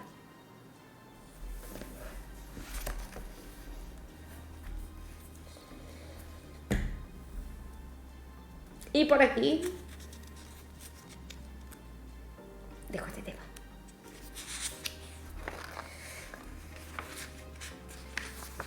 Vaya tela, ¿eh? Vaya tela.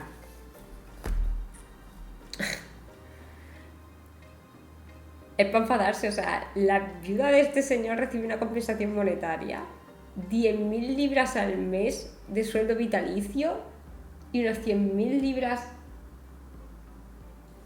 porque se hace suicidio.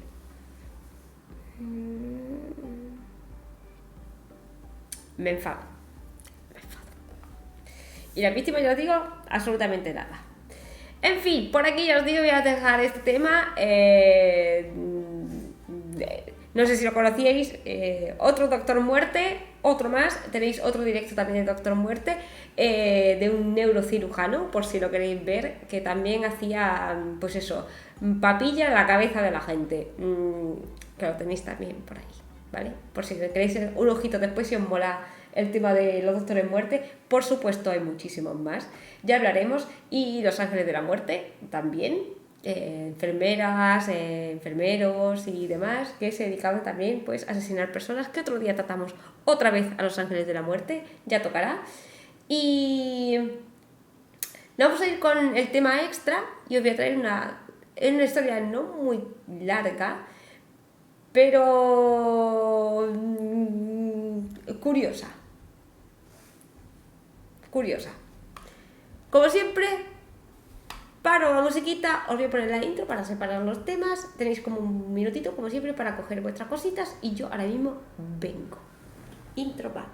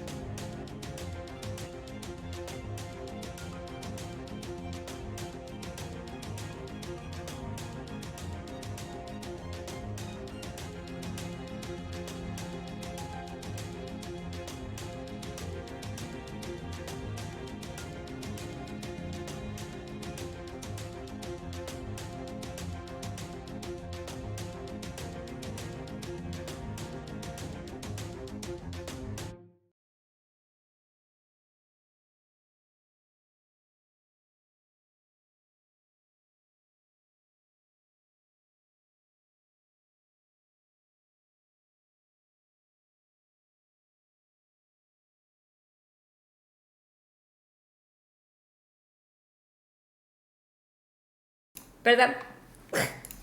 Voy a tocar todos los botones posibles, a mí y por haber. Perdón, lo siento, es que se me ha colado el tornillo otra vez. Bueno, ahí viene. Se me ha colado el tornillo otra vez y me estaba meando. Sorry.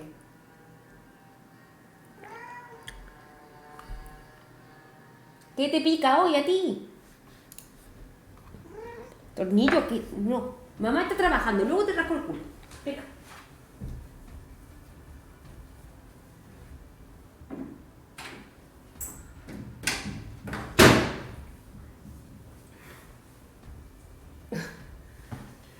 Pobrecito, llevo toda la tarde con él encima. No os preocupéis, luego le rasco 3 horas seguidas. Me dejo hasta las uñas. En fin. Aquí. Vale. ¿Os suena la historia de los leones de Tsavo?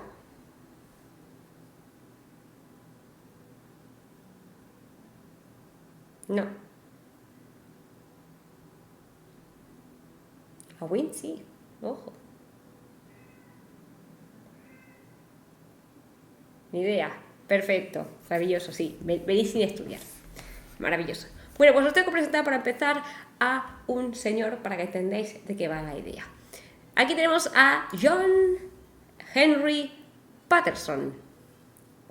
John Henry Patterson, un irlandés.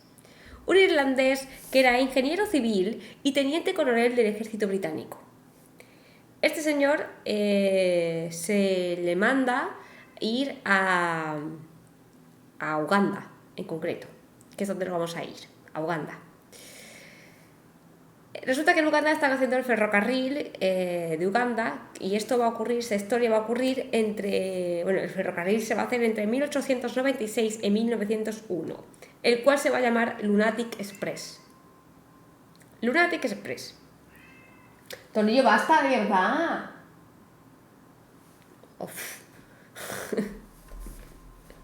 Pues bueno, este señor es contratado, ya os digo, porque era ingeniero civil, para ayudar en el proyecto del ferrocarril de Uganda. Bien. Pues bueno, vamos a ir al 1 de diciembre de 1898, cuando resulta que en este día, en este momento, en el campamento de los obreros que están allí construyendo el ferrocarril... ¿Really? Ay, voy a dejarles entrar.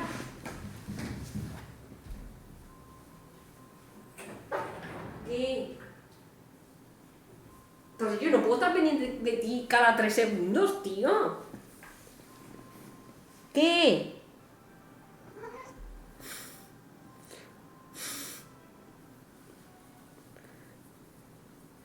Es que no puedo. Es que no me deja. Es que no me quiere que rasque. Es un pesado de pelotas. Venga, tu niño, que vea de leones. Esto te gusta a ti. Animalitos. Animalitos que terminan mal, pero bueno, animalitos.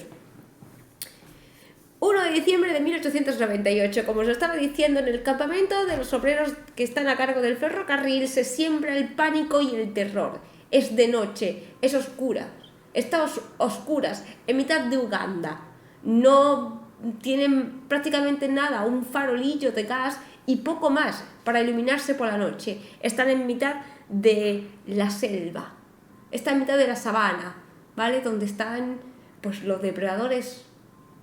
Hay cebras, hay animales salvajes ahí en medio, ¿vale?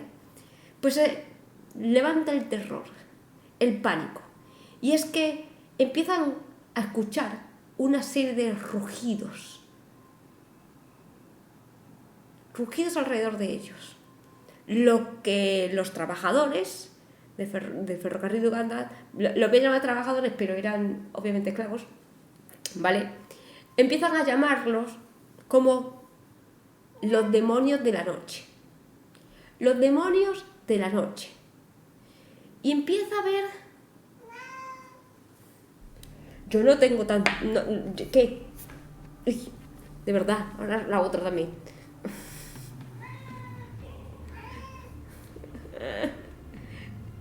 Pero por favor...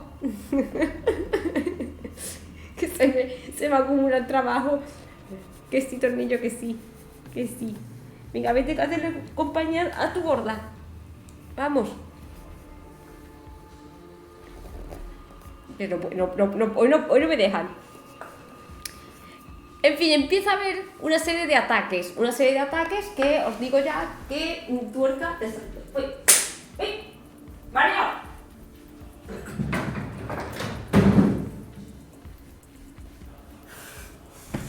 De verdad, tío.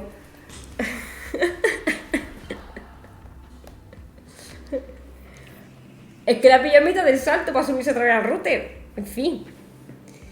Lo que voy diciendo. Una serie de ataques en las que literalmente todos en una piña, asustados porque no saben de dónde viene este ruido, estos rugidos de alrededor, están literalmente pegados espalda contra espalda, iluminándose con un candil, cuando ven que algo sale entre las sombras y a uno de estos esclavos trabajadores del ferrocarril, esta sombra lo arrastra y se lo lleva a la oscuridad entre gritos.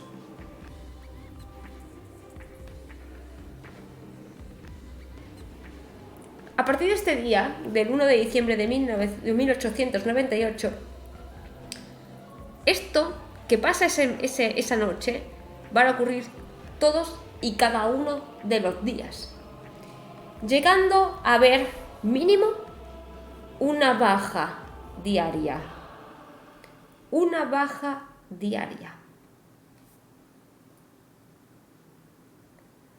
John, en alguna ocasión, acaba de ver las sombras de lo que le está atacando. Leones. Leones. Son los que están atacando el campamento. Leones que por algún motivo le han cogido el gusto a la carne humana. De hecho, uno de los días deciden que para evitar estas bajas humanas van a colocar en una punta del campamento una cebra muerta, para que los leones se alimenten de la cebra y dejen en paz al campamento. La colocan en una esquina del campamento y ellos se refugian en la otra esquina del campamento. Y estos leones no atacan a la cebra muerta, no devoran la cebra muerta, van a atacar a los humanos. Así que el señor John, que ya os digo que era teniente coronel del ejército británico y que obviamente sabía utilizar armas y que además era buen cazador, decide que esto se tiene que terminar en algún momento y que le va a dar caza a estos leones.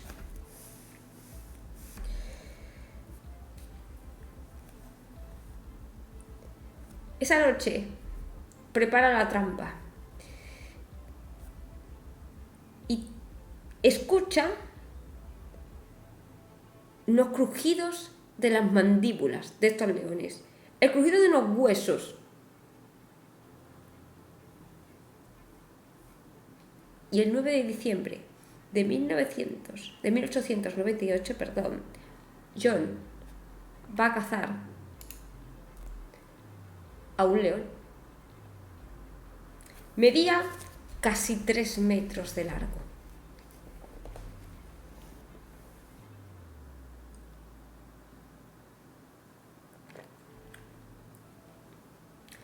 $20 días más tarde y 9 balas hicieron falta para cazar al segundo león. Y deciros que son 2 machos. No tienen melena, pero son 2 machos. Los 2 se organizaban para hacer ataques conjuntos. Los 2 atacaban al mismo tiempo. Uno movía al grupo para asustarlos y dejarlo donde quería, mientras que el otro era el que atacaba. John, a este punto, para engrandecerse él más todavía de la hazaña que había hecho de cazar a los 2 leones, deciros que había dicho que a la prensa que había devorado a 135 personas. Estos 2 leones habían devorado a 135 personas. Esto es lo que dijo la prensa. Pero deciros que el informe real de la empresa de ferrocarriles solamente reconoció el asesinato, la muerte, las bajas de 28 personas. Basta, de verdad. Solamente reconocieron la baja de 28 personas. Estos 2 leones fueron disecados y vendidos, importante, al Museo de Historia Natural de Chicago. Ahí los tenéis. Y aquí se van a quedar estos 2 leones con esta historia, los devorahombres, los demonios de la noche, con los que acabó aquí el señor John, y así se va a quedar la historia. La cosa es que en 2017 esto se va a empezar a conocer la historia de los leones y resulta que los señores del museo empiezan a preguntarse si realmente habría devorado a tantísima gente, cuántos podían haber sido aproximadamente las víctimas mortales de estos 2 leones. Y para empezar, como ya estaban disecados, ¿vale?, van a someter a los esqueletos y a las pieles, ¿vale?, aquí tenéis la mandíbula de uno de ellos, a un examen. ¡Basta!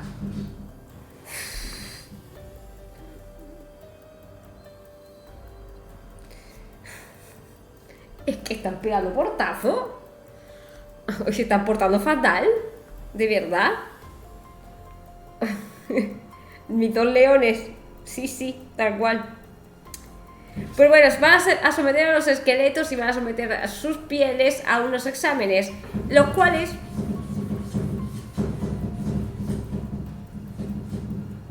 hoy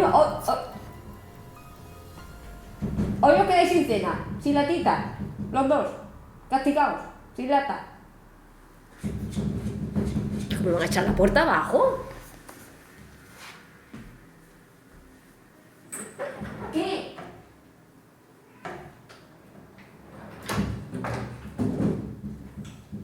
abre y sale corriendo la cabrona. Es la tuerca. En fin. Voy a proseguir a ver si me dejan. Van a someter un examen estos huesos y los pelajes de los leones. Y se determinó por los niveles de colágeno y queratina que tenían en los huesos y en el pelo, que habían aproximadamente devorado a unas 35 personas. Y se determinó que además cazaban humanos por un motivo. Y os voy a poner aquí un poquito más grande el tema de la mandíbula de uno de ellos para que lo veáis. Y es que resulta que tenían, para empezar, la peste bovina encima. La segunda, una sequía de la hostia en la zona. Y la tercera es que literalmente tenían cada uno un colmillo roto y les hacía imposible la caza. No podían clavar los colmillos bien a las presas en el cuello para desangrarlas, ¿vale? Para partirles el cuello, desangrarlas, y entonces se les escapaban las presas. ¿Qué ocurre? Que como lo que os he estado contando es literalmente esclavos haciendo un ferrocarril, los tenían atados. Es que los tenían atados.